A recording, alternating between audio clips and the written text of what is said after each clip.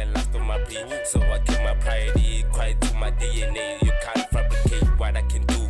This is an illustration of a pure mindset. Hi, Velocity here today, and yeah, today I'm gonna review a pretty special pair of headphones. Wait a second. The HD 400S from Sennheiser. These have quite a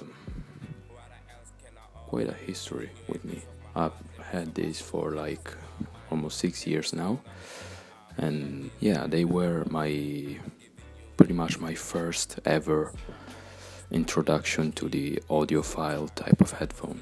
I bought these for like $70 back in 2019, and now I've seen them back on the market, so let's talk about them.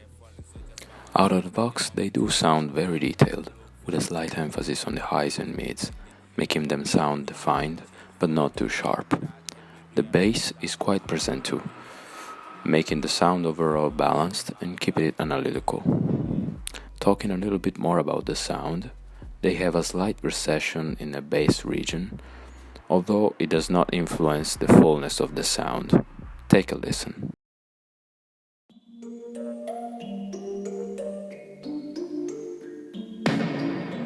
I've been up for 3 nights. My eyes are bloodshot red. Damn, I wanna see the sunshine.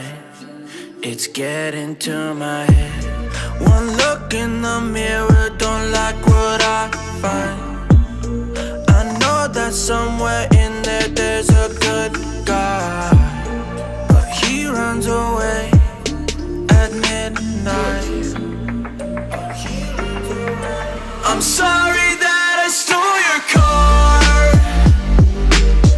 and got those tattoos on my arms that don't mean shit to me.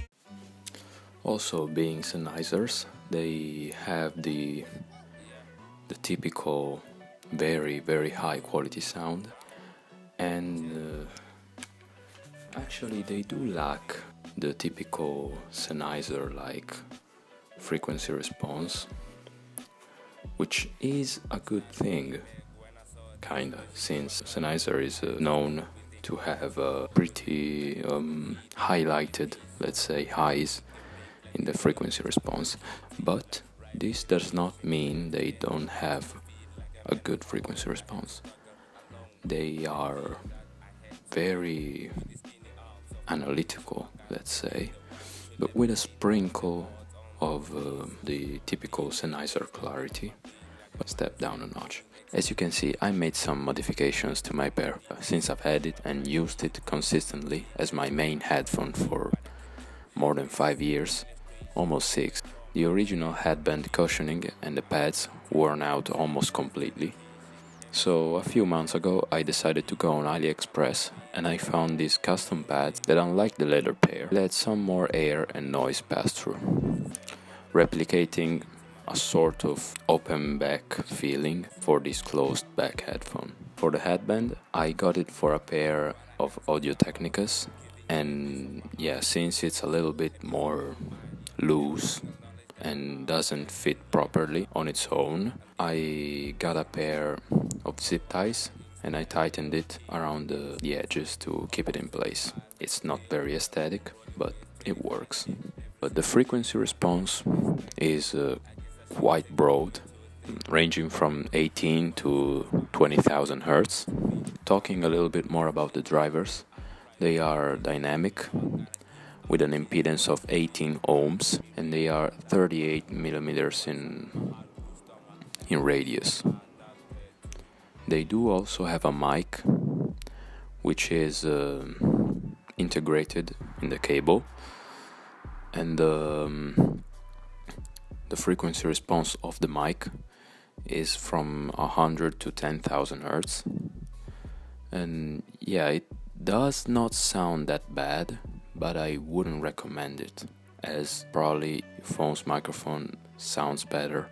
Just for reference, I'm recording this voiceover on an old iPhone 5S. The included microphone does not sound this good, I can guarantee you that. As you can see, they also have a detachable cable, a 2.5 to 3.5 jack, which is a plus, as not many headphones under $100 come with this option. Yeah, as far as I know, these are like the most budget headphone like Sennheiser ever made, I guess, or they're currently selling, let's say. So, do I recommend them? Yes. It's a pretty solid yes. They're definitely worth it. And yeah, I can safely say that these are like the king of budget headphones under $100, in my opinion at least.